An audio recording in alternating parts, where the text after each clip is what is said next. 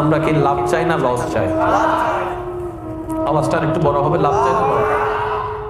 আমরা কি অল্প লাভ চাই না বেশি লাভ চাই? যদি আমরা সত্যিকার বুদ্ধিমান হই তাহলে আমরা বেশি লাভটাই নিব। যদি আমরা বুদ্ধিমান হই তাহলে বেশি লাভটা নিব। আর যদি বোকা হই, যদি বুদ্ধিমান হই আমরা নিব বেশি লাভ। আর যদি গাধা হই, বোকা হই, বলেন না রে ভাই, এই কথায় কি কারো কোনো দ্বিমত আছে?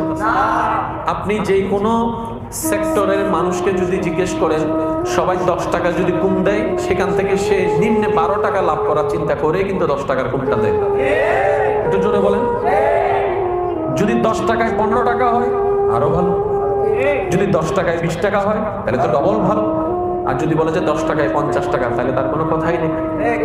এই ব্যবসা কি কেউ হাতছাড়া করবে?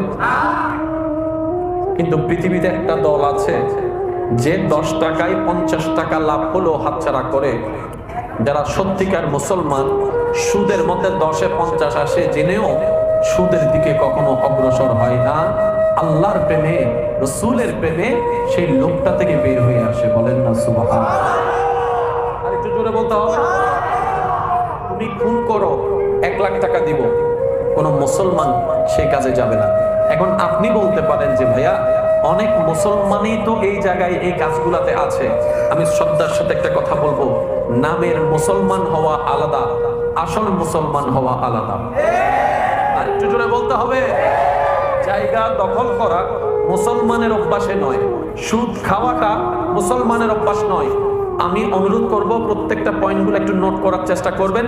যারা লাভ চায়, যারা লাভ চাই, অল্প না বেশি? এবার আওয়াজ দিয়ে বলুন, আমরা কি দুনিয়াতে থাকতে এসেছি নাকি চলে যাওয়ার জন্য? আমরা কিন্তু চলে যাওয়ার জন্যই দুনিয়াতে আসছি। তো যারা চলে যাব, কবরে যেতেই হবে, আমি আপনাদের মনোযোগ আকর্ষণ করব। আর যারা দুনিয়াতে আজীবন থেকে যাবেন তারা না শুনলেও চলবে। কথা কি বুঝাতে পারলাম? আমি চাচ্ছি একদম সাইলেন্ট, একদম সাইলেন্ট। আমরা বেশি লাভের ব্যবসা করতে চাই, তবে আল্লাহকে নারাজ করে নয়। সুবহানাল্লাহ বলেন। আমরা ব্যবসা করতে চাই বেশি লাভেরটা, কিন্তু রবকে নারাজ করে নয়।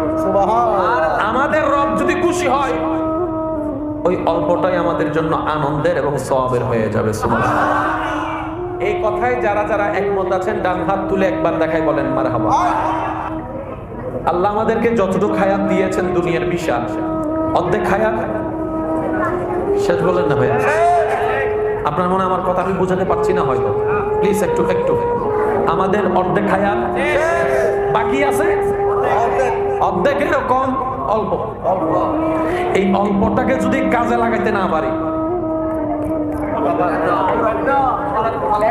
কথা কয় না, কপাল খারাপ, ঠিক না?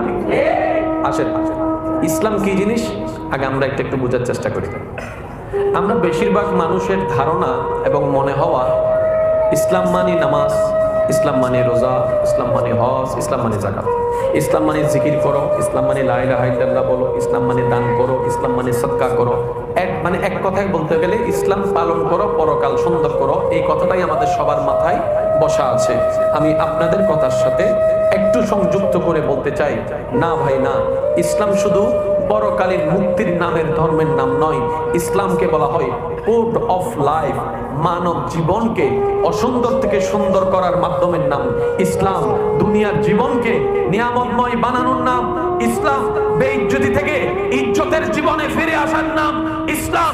অশান্তির জীবন থেকে শান্তির জীবনে রূপান্তর করার নাম ইসলাম। চিৎকার দিয়ে বলেন সুবহানাল্লাহ। ইসলাম মানে শুধু পরকাল নয়, ইসলাম মানে দুনিয়া এবং পরকাল। সুবহানাল্লাহ জোরে বলেন না। এবার আমি আপনাদেরকে বললে আপনারা বুঝতে পারবেন। শিক্ষিত সমাজের ভাইয়েরা, আমি বলবো, আমার কোনো কথা আপনাদেরকে গ্রহণ করার দরকার নেই। আমি অনুরোধ করে বলে যাচ্ছি, মনের কান দিয়ে শুনবেন, নিজের বিবেক দিয়ে প্লাস মাইনাস দিয়ে হিসাব করবেন। রাইট মনে হলে নিবেন, রং মনে হয়ে গেলে বাদ দিবেন, কোনো সমস্যা নেই। দেশের নাম কি? বাংলাদেশের সংবিধান আছে না? প্রত্যেকটা দেশের সংবিধান আছে না? আইন আছে না? এগুলোর দরকার কি? দরকার আছে। একটা দেশ চলার জন্য একটা সংবিধানের দরকার আছে। এই দেশের মধ্যে গরু ছাগল চলে নাকি মানুষ চলে? মানুষকে একটা লাইনে রাখার জন্য একটা আইনের দরকার আছে। এবার বলেন, আমাদের দেশে চুরি করা কি জায়েজ না অপরাধ? দেশের আইনে, দেশের আইনে জায়েজ না অপরাধ? জায়েজ। চুরি করা জায়েজ। আরে খাইছে রে। দেশের আইনে চুরি করা কি জায়েজ না অপরাধ? মদ খাওয়া, ইয়াবা খাওয়া, ঘুষ খাওয়া, সুদ খাওয়া, হত্যা করা। আমাদের দেশ তো ইসলামিক দেশ নয়, কিন্তু ওই সমস্ত কাজগুলাকে অপরাধ হিসেবে গণ্য করেছে ইসলাম, যা 1450 বছর আগে হারাম করে দিয়েছে। শুনুন, ইসলামের প্রত্যেকটা আদেশ শিক্ষিত সমাজ দেশে আইন প্রণয়ন করে মানুষের ভালোর জন্য, দেশের ভালোর জন্য। তো দেশ বলছে নেশা করা যাবে, কারণ সেটা দেশের জন্য ক্ষতি, মানুষের জন্য।